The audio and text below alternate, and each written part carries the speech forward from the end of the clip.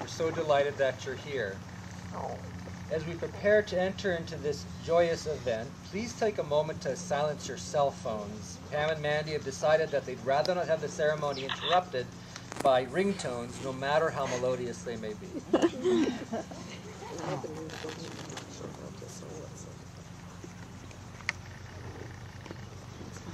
We'll start our gathering today with a prayer. Creator God, we come into this space rejoicing. We arrive here in a spirit of celebration, knowing that you desire the best in all our lives and are always calling us to know that we are loved. On this day in which we recognize and bless the committed union of two of your children, we offer praise for the gathering of this community in support of Pam and Mandy. Amen.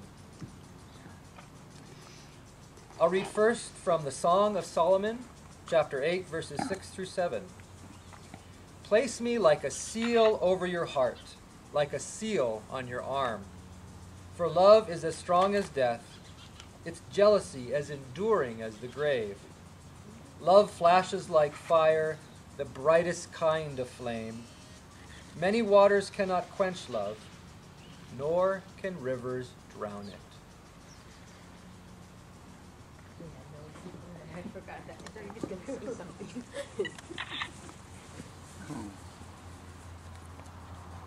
Today is the day we celebrate the blessing ceremony of Pam Weber and Mandy Frankel. On behalf of Pam and Mandy, welcome to this space. Your presence and participation is a true gift to all involved. To continue the ceremony, we will now hear a passage from Paul's letter to the Colossians.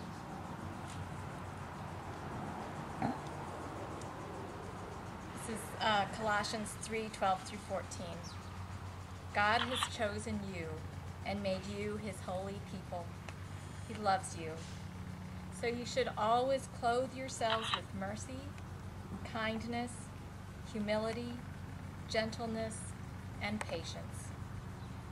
Bear with each other and forgive each other.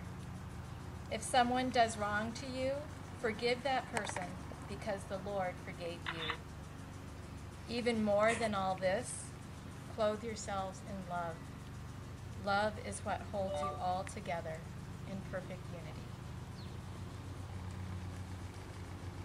Turn and face the audience first. Pam and Mandy have chosen to celebrate their committed union with all of you. As part of that celebration, they invite you to enter an important role. They ask that you affirm their union by indicating your ongoing love and support for them. And so, I invite you to indicate your commitment to supporting them by responding with a strong and enthusiastic yes to the following question. Will you, Pam and Mandy's friends and community, do all in your power to support them now and in the years ahead? Yes. Thank you.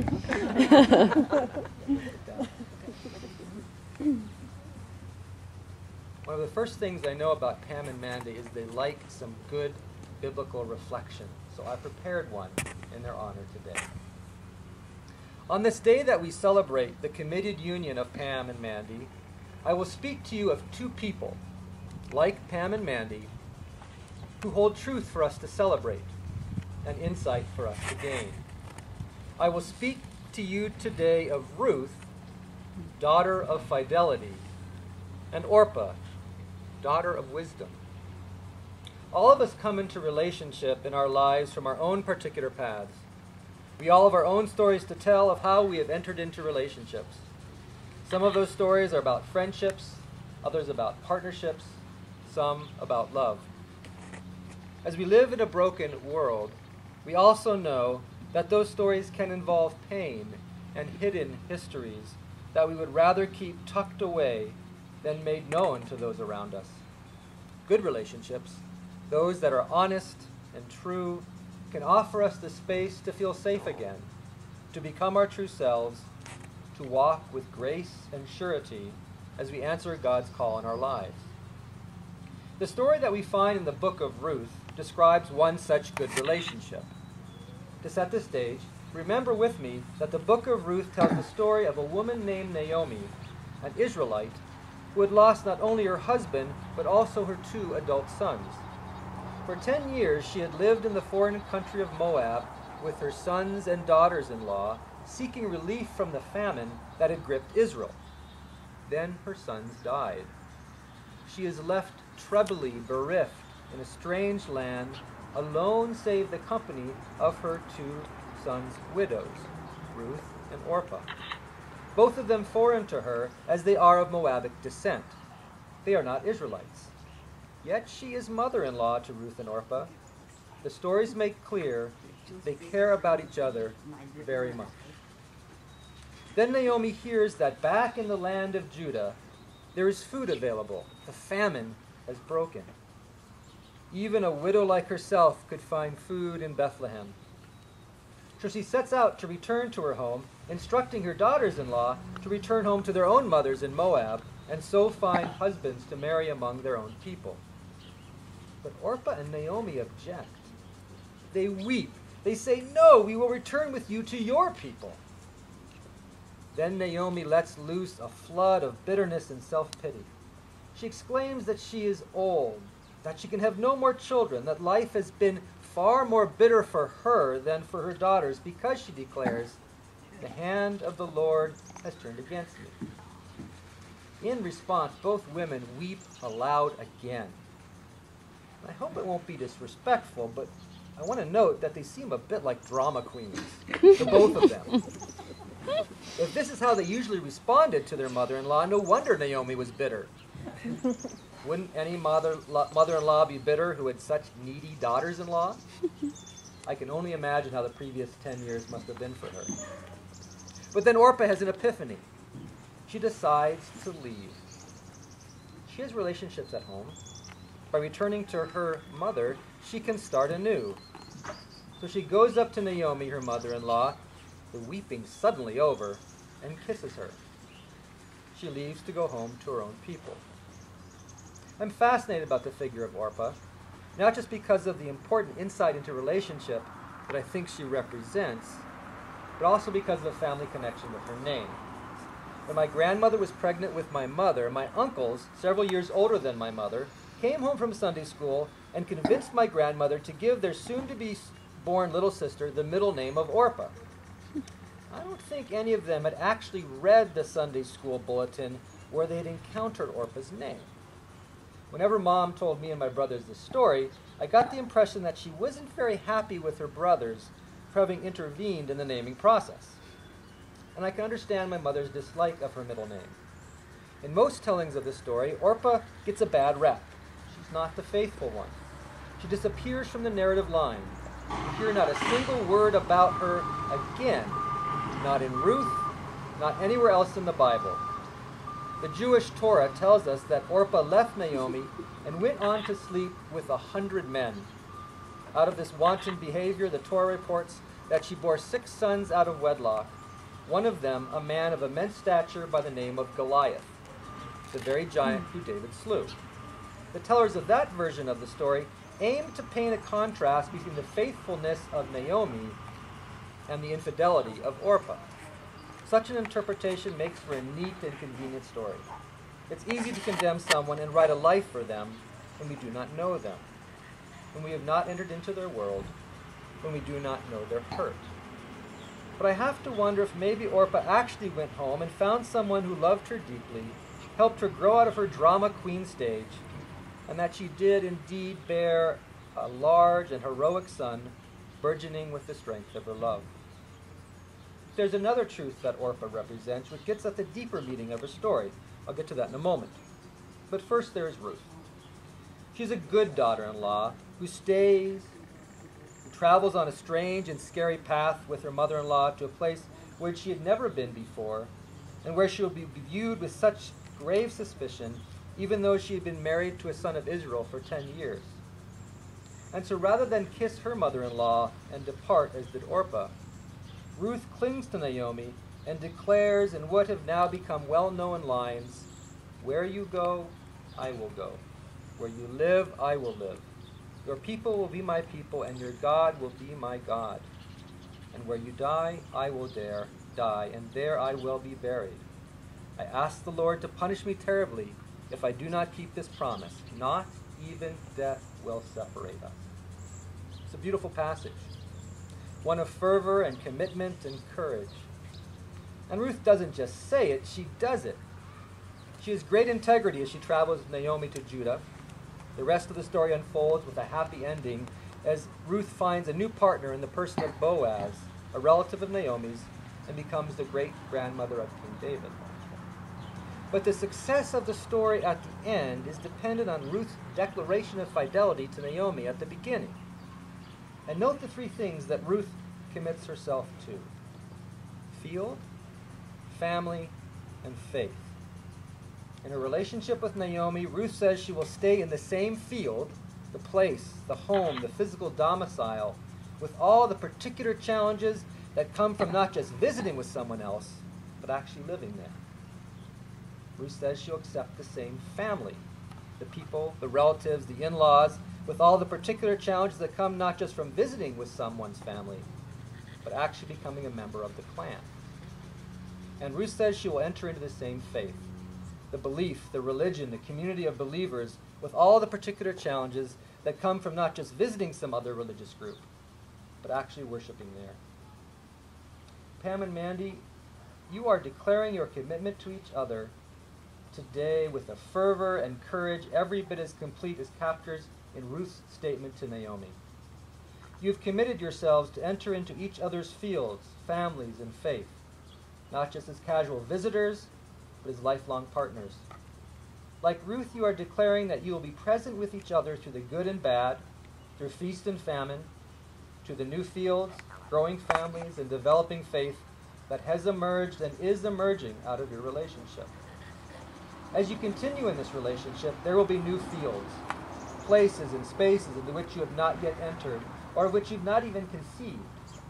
Some may be frightening and strange. Life often includes such environments. But know that you will enter any such challenging venues with grace and the assurance of each other's love. And as you continue in this relationship, there will be growing families.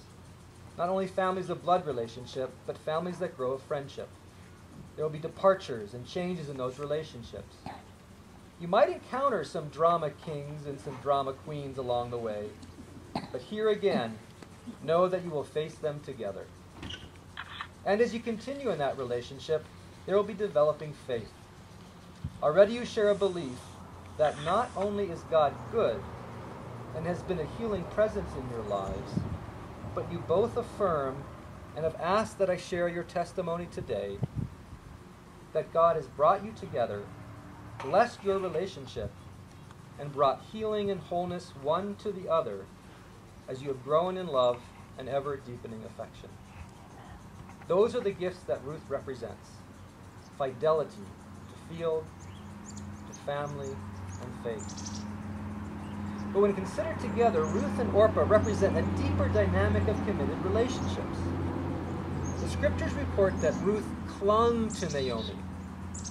The image of her clinging to her mother-in-law captures those moments when we turn to our partner for solace, comfort, assurance, when we need indeed to cling to our beloved in the midst of loss or pain. But healthy relationships are not just about the clinging. They are also about the leaving. Orpah represents the importance and wisdom of leaving, of giving your partner space to be their true selves. Cheryl and I have been married for 27 years. We've remained married and very much in love for that span because we've not only clung to each other, we have given each other space when we needed it most. Space to think, to breathe, to collect our thoughts, to be alone, and listen to the leading of the Spirit in our lives. Now, to be clear, I don't really like being away from Cheryl very much. Anything more than a day or two gives me pause. 5 days is a stretch. Anything over a week is too long. The year we spent apart while I was starting here at the university, and Cheryl was living with our sons back in Chicago so they could finish up high school, that was too much for me. In our usual rhythm, the going apart and coming back together is a wonderful thing. The best part of most of my days is coming home at night and finding Cheryl at home. In your relationship, may your love be deepened and made whole by both the clinging and the leaving. In this, the gift of Orpah is every bit as important as the gift of Ruth. Already there's much deep love between the two of you, Mandy and Pam. That love is immediately evident in how you describe what you love about each other. Pam, you told me that you love Mandy's loving brown eyes, her big bright smile, her comforting hands, that her heart is bigger than any other heart, that she overwhelms you with that heart, that you love the kindness that Mandy shows to those around her. Mandy, you told me that you love Pam's ocean blue eyes, her sense of humor, how thoughtful and gentle and kind she is, her transparency and honesty with you, that she is willing to do or try new things even when they are difficult, and that she, like Xena the warrior princess, is brave. But I have to tell you that there will be times when that love is tested and challenged by the difficulties of life. Like Ruth and Orpah, you too will face loss and hardship. It is simply the way of being human. And in those times, you will need to hold that love tight and be guided as best you are able by the other verse you have chosen for this blessing ceremony, 1 Corinthians 13, 4 through 8. Love is patient and kind. Love is not jealous or boastful or proud or rude. It does not demand its own way. It is not irritable, and it keeps no record of being wronged.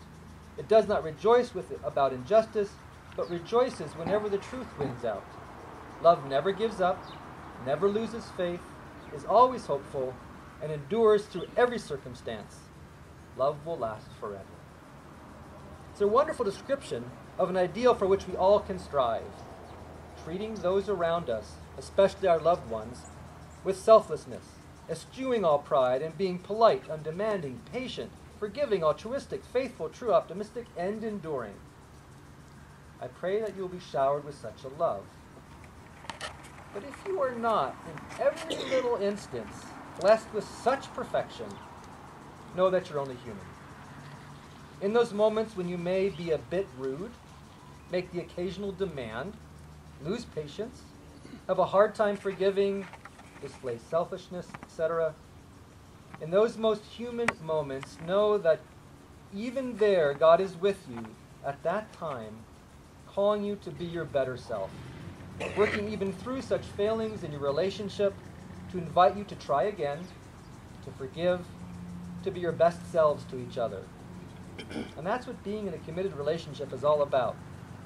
Staying around, staying engaged, staying connected enough to work through the invariable challenges you will face.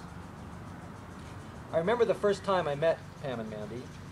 They were sitting together in the pew in front of us at First Presbyterian Church. Both of them had their Bibles out. They looked both eager to worship and happy to be together. I can't remember all that we talked about that first Sunday, but I do remember telling Cheryl how much I'd enjoyed meeting them. I didn't know much more about them at the time, but they seemed right together.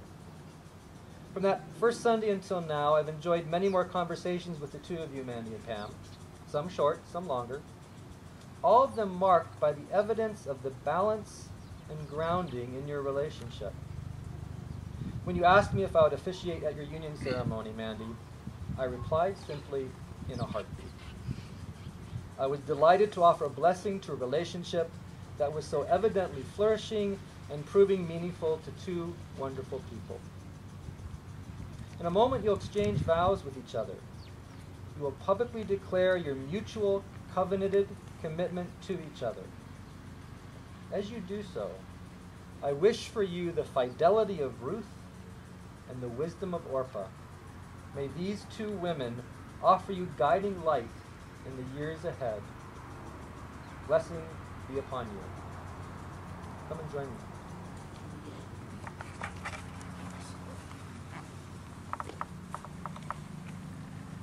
Pam, you can offer your vows to Mandy now.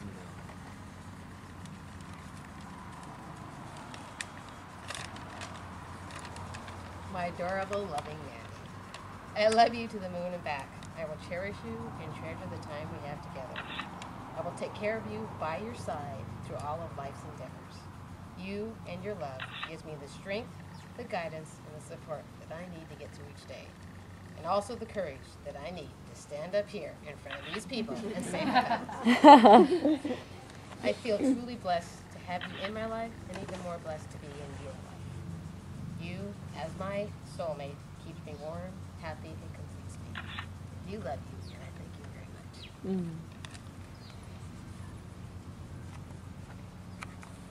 Mandy, you can offer your vows to Pam now.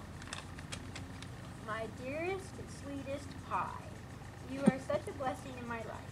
You are my rock, and so often the glue that holds me together. Thank you for loving me through all the ups and downs that have come our way. Thank you for being my closest friend, especially on days that are less than perfect. Thank you for always doing extra chores around the house when I know you are super tired and would much rather rest. You are my best friend and the love of my life, the one I have always been searching and waiting for. I promise to stand by your side through all life has for us, and I promise to love you and be with you for the rest of our lives. The exchanging of rings offers a sign of the depth and constancy of the union you've committed yourself to today. Just as a ring is without end, so too is your commitment to each other. As you exchange rings as a symbol of your mutual commitment, please repeat after me. Pam, repeat after me. I give you this ring in token and pledge I give you this ring in token and pledge of my constant faith of my constant faith and abiding love. and abiding love. With this ring, With this ring, I commit my heart to you. I commit my heart to you. Mandy, you can repeat after me. I give you this ring in token and pledge of my constant faith and abiding love.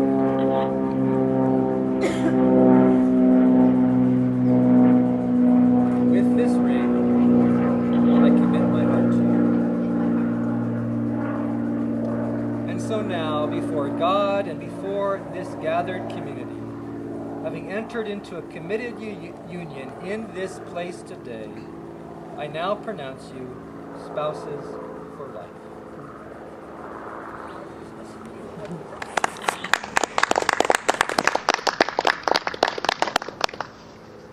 Please rise for the closing prayer and blessing. Thank you, good God, for bringing these two wonderful people together. Thank you for opening Pam's and Mandy's eyes and hearts to a new path that they could walk on together in your purpose. Thank you for the growth that both have experienced in and through their relationship. We pray that they will continue to flourish and mature as a couple and as individuals, learning to listen for your leading in their lives and in their union. Bless them. Protect them from all harsh words and actions. Give them a deep and abiding sense of your love for them, especially as it is expressed through the actions for each other. May they go forth assured of the strength of their love for each other, of the support of this community, and of the shower of grace that you have let loose in their lives. Come together while I give you a blessing. Pam and Mandy, go forth with God's strength. Know that we have seen evidence of God's blessing in your relationship. Be assured that God is with you and wants nothing but the best for you as you walk in beauty with each other on the path before you.